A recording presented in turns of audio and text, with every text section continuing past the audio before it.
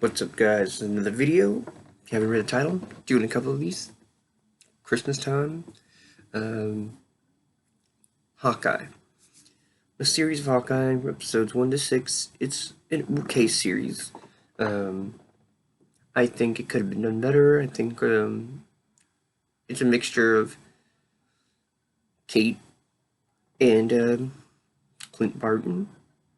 And it's kind of slow starting the first couple episodes, at least in my opinion. And those are two episodes that are not the best. But I do think it's a lot of fun if you just go into it not expecting like a crazy movie, just a good like little tiny show. It's good. Um, I do think that they could have done a better job with it. I think there's a few surprises in the show that are pretty cool. They introduce. It seems like the show is to introduce a lot of other people, um, and that's. I don't think that's very good of them to do.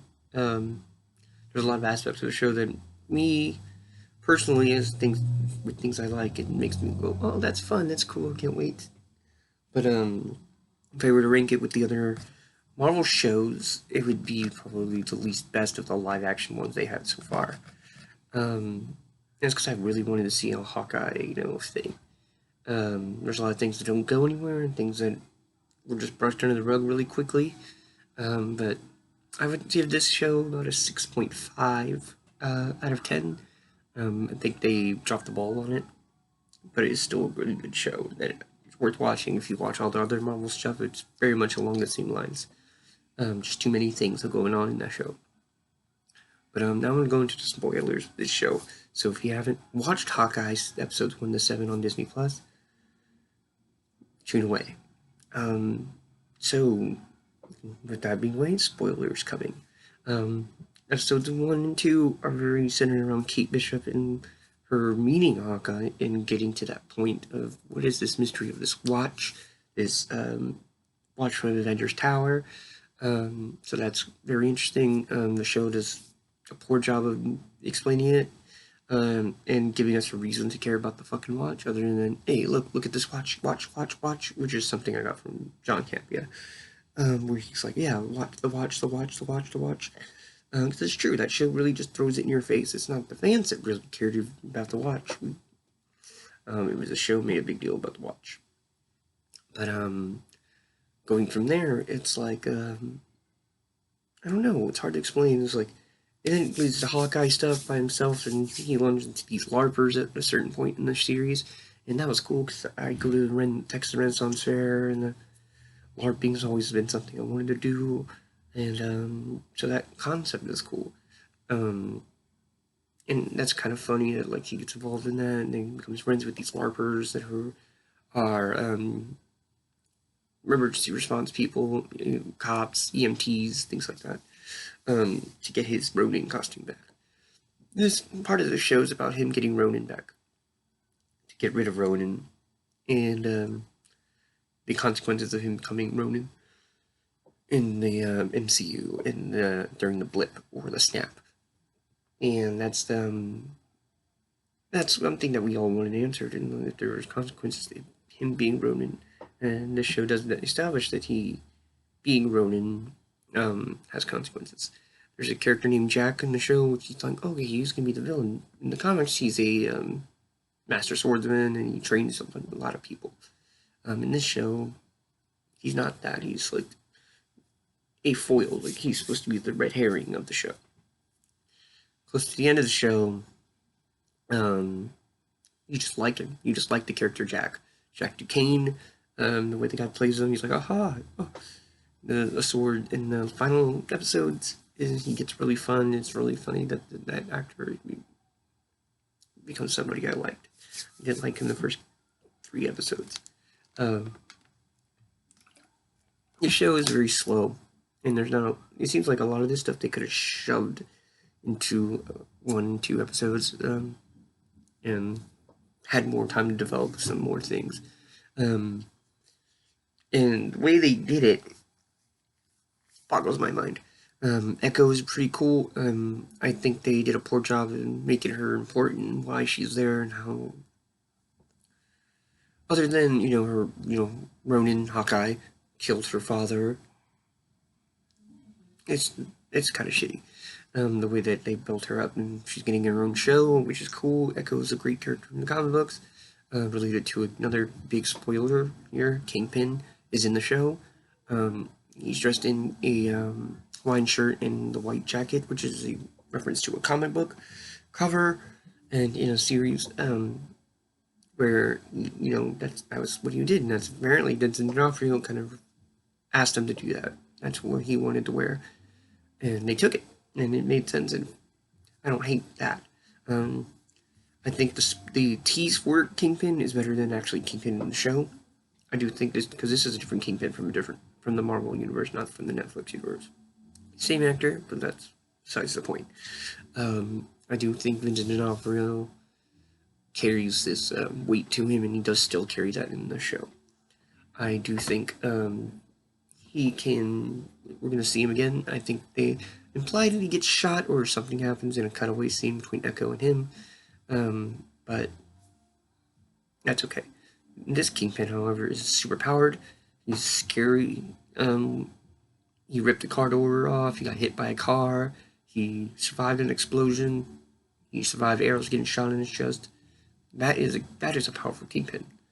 And no wonder Hawkeye in the show is kind of scared of him or worried about him doing something. I do think it's going to be interesting to see if we see him more, especially with some other things happening in the MCU that I can't go into yet. And I do think that Kingpin was a good move, especially with his connection with Echo. Maybe he's going to be in the Echo series. And also Kate.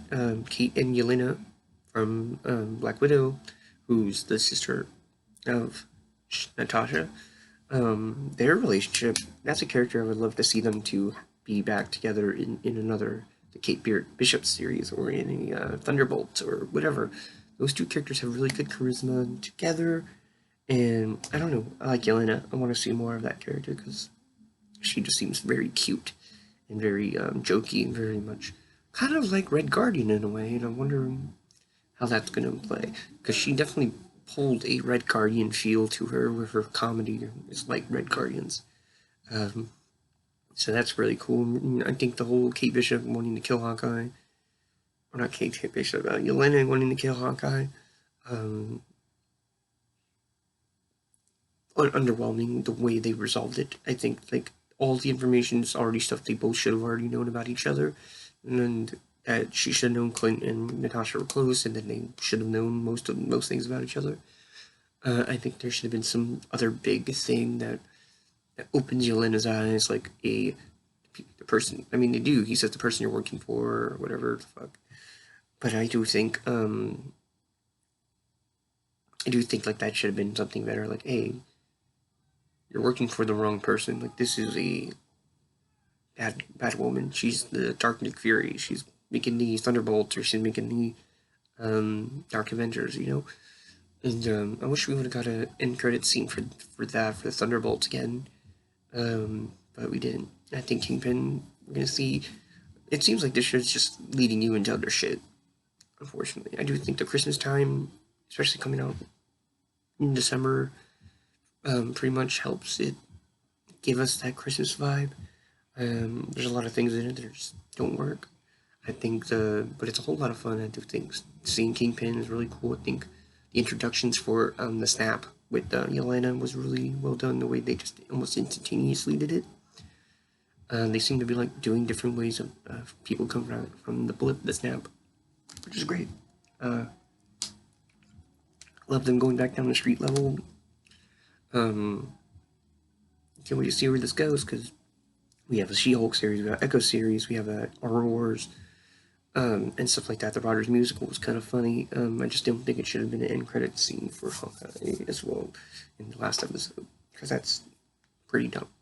A lot of teasers, a lot of references to different comic books. I do think that we're gonna get those LARPers back as well, because that was one of the more dumber things. Like, these are EMTs, these are police officers. People weren't listening to them, and they decided, oh, let's go change into our LARPing outfit, and people all of a sudden started listening to them. I do think they're going to get something later I think they're going to be niche street level heroes as well. Whether that's true or not, I don't know. But I do like those characters. I just don't think it made sense for them since they were already EMTs and police officers. Why didn't they just wear those in this situation where they're trying to tell people where to go? But it's whatever. It's suspension of disbelief. Kingpin rocked Kate Bishop shit. I think that was really cool. They established that he could have murdered her, but she had to think her way out and barely escape with her teeth. To really survive. I wish we would have got Kingpin versus Clint, but the story didn't develop that way, and Clint had to fight Elena, which is cool. I can't wait to see where this goes. Overall, it's like a 6.5 out of 10. Hopefully these next few series that they roll out are good, like Moon Knight and She-Hulk and Armor Wars and Echo. Hopefully these shows get in the Kate Bishop show. All these live action shows are going to be good. But we'll see. I missed a lot of stuff. I kind of stumbled through this. This is kind of like just the things that are popping out that popped out to me in the show. I think the New York setting is always smart.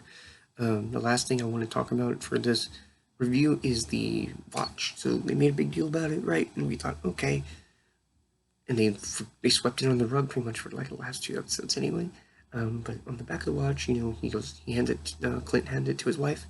She turns it over and it says Agent 19, I think, right? Agent 19, which is a mockingbird. So I think they're implying that that Hawkeye's wife might have been Mockingbird. Does it matter? Not too much. But it's an interesting concept that maybe she's Mockingbird, and maybe we'll see Mockingbird somehow in the future. But maybe Agent 19 is just a designation and not Mockingbird.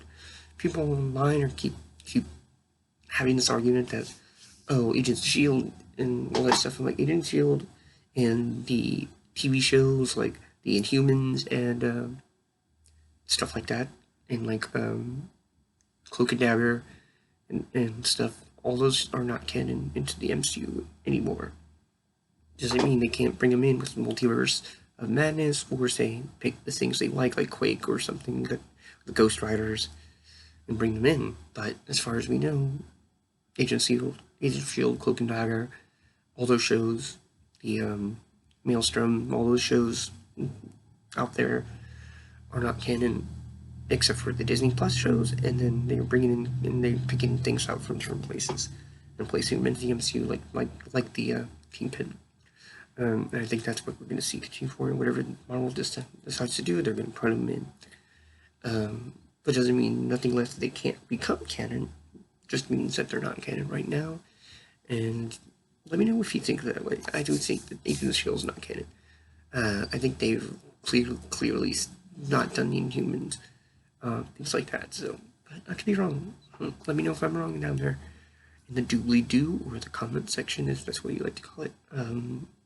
This next videos coming up, I'm going to do a Spider-Man No Way Home review, and a few other things are coming. So be on the lookout for those. We did a live stream just a couple days ago. Me and Mark sat down together. We played through Resident Evil 8. And that was a really cool stream. It was 8 hours, I think. We'll do more of that for sure. But if you like this video, like it. If you didn't like it, thumbs down. If you don't give a fuck, flip me off down in the comments below.